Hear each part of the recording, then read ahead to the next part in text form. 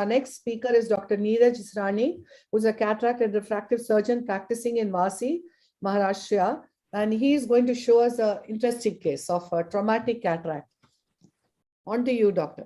So my case is a 22-year-old male patient. He had a trauma, as you can see on the slit lamp, more than 180-degree iridodialysis. Initially, there was some hyphema which was controlled, and then I planned to do a phacoemulsification with iris hooks and iridodialysis repair. So first incision we gave inferiorly, and then I decided to use 3 iris hooks. Now your videos are not moving. Oh, is it? Yeah. Is it moving now? No.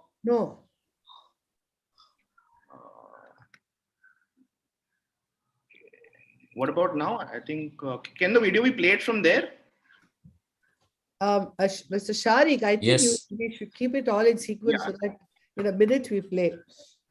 Yes, ma'am. As soon as we got a cue, we'll start playing from here. Yeah. I'll start playing. It was initially playing when I tested it. If it's played, I'll repeat. Yeah, it will play. Mr. Sharik, you play it.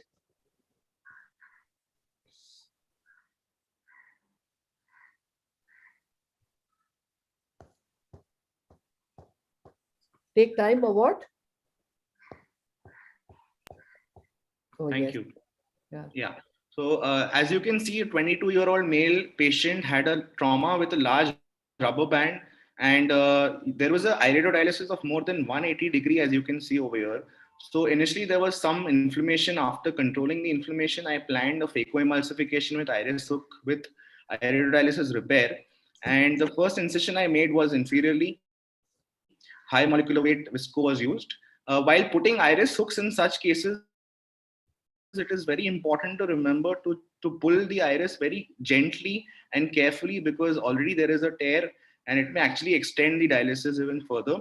So once I have the iris hooks nicely placed, then the next step comes to do a rhexis. Again, while performing a rhexis in such a traumatic cataract, tangential circumferential rhexis is very important, because we don't know if we have missed any weakness, zonular weakness in such cases. Then I did a gentle hydrodelineation, and with the help of the phaco, it was with keeping the parameters very low bottle height, low vacuum. It was just an aspiration without using any power. Again, in this case, while doing a phaco and while doing a good cortical wash, we have to be very gentle, and we have to make sure that whatever movements are there, they are all tangential, because if there is a zonular weakness, we don't want it to extend. So as you can see, I am doing a good cortical wash over here. And then once the cortical wash was completed, I put a 3-piece IOL. So a 3-piece IOL was then placed in the bag. Once this was done, then I have a good buffer, and now I can do a good iridodialysis repair. So I gently remove the iris hooks again. So this is the moment that I usually twist the iris hooks, and a good conjunctival peritomy. So I'm sitting temporally. So a peritomy is done with a good hemostasis, and I create I take 1.5 mm away from the limbus measurement, and I create a scleral groove, which is similar to the Hoffman's pouch. And after doing the scleral groove, this is to repair the 10 o'clock to 2 o'clock position of the iris. And while what I do is I take a 9-0 Prolene suture, and with the help of the micro grasper forceps, we actually stretch the iris so that there is a good approximation. And taking the groove as the guide, we take the first part or first needle out of the groove, and similarly we leave a space of around 1 clock hour between the first and the second loop. And once the loop is now in the anterior chamber, we then cut off the needles from this. So this is the first loop that I created. Similarly, I extended the peritomy, and another groove was created. And in the same fashion itself, again, we passed the 9-0 Prolene suture from the same port, and again the second loop was then created. For the third suture, we had to actually change our position. So this is the railroad technique that I'm trying to perform over here. And as you can see, I just gently hold the 26 number needle in my left hand, and with the right hand I pass the 90 Prolene suture. And the third loop, so this is the animation. There are 3 loops that are there. It's important to separate the sutures away from each other. And once I have tied the loops of the sutures, I can bury them in the scleral groove that I had created. And as you can see, the case was, this is a round, fairly round pupil. I don't plan to do a pupilloplasty right away, but there are a few sphincter tears. And in the end, I just I close the conjunctiva with 10-0 nylon. This is how I tried to manage this case. And on post-op day 3, this was a picture. And I would like to have opinions from the stalwarts, what else I could have done in this case. Thank you. Brilliant. Brilliant video. Very Fantastic nicely shown. Just a minute. Yeah, very nicely shown, Dr. Neeraj. So I would want thoughts of the expert. Like initially, it has been a direct pass of a 90 Prolene. So which would be the better way to do a railroading right from the beginning, or passing a suture through the iris the way you did in the initial parts? The second question is, why does it make sense to suture them at the same time to create equal tension, or that is the second question. I would want Ragini or Mohan, anybody could. Yeah, I can actually beautiful video, Neeraj, beautifully managed. You have done it in the, I think the third one, the third groove, you have put the 26 gauge needle. I wouldn't do that. Yes.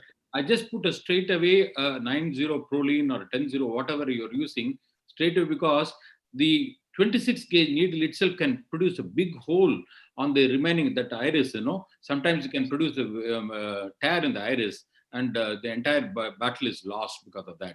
Nowadays, I'm doing what Amar has suggested is a trocar assisted iridodialysis repair.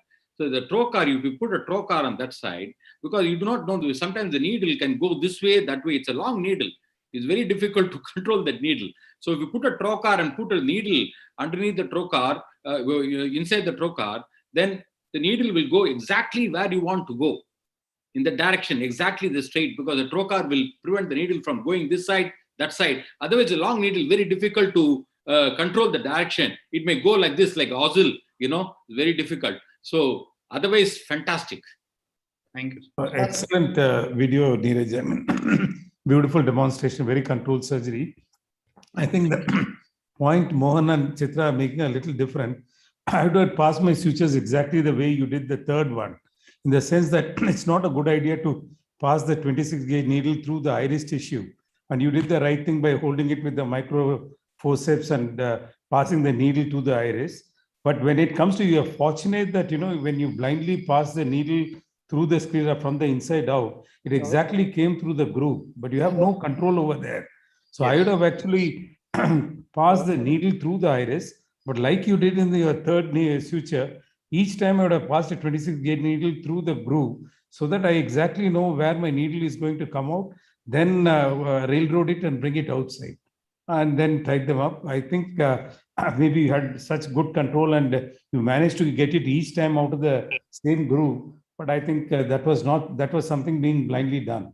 So the third time what you did was the way I would have done. But otherwise, I think nothing better could have been done.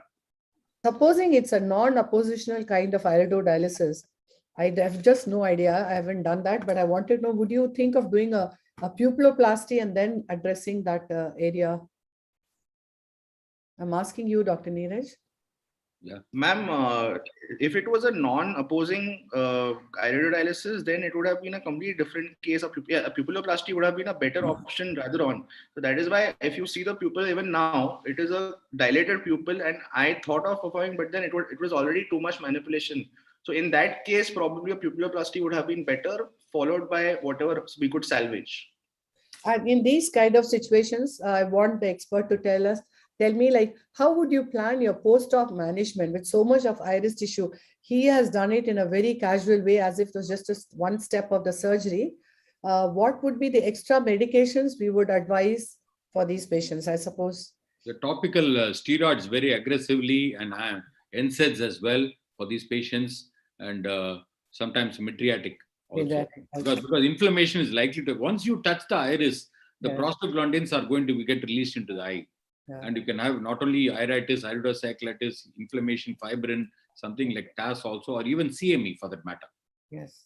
Yeah, so basically inflammation, pressure is something, because normally there's a very severe trauma, there would have been some angle recession, and also you need to keep a watch on that. And obviously the third, what commercial, there is likely to be something and could get so I will definitely do an OCT pre-op for all these patients, because after doing such a great work, Neeraj, I wish to congratulate you for a good surgery that you did. You end up with really nothing because the other problem that they. So pressure has to be looked at, and macular edema has to be looked at. These are two. Wonderful. We've covered it all. Excellent. Most of these patients, they have, because of this large injury involving the ciliary body also, what we have seen is that they have a huge vitreous hemorrhage also. So then you cannot assess the retina at the first sitting. And, last week we did a patient, we operated, the patient was okay. We had worked up the patient has come from somewhere else.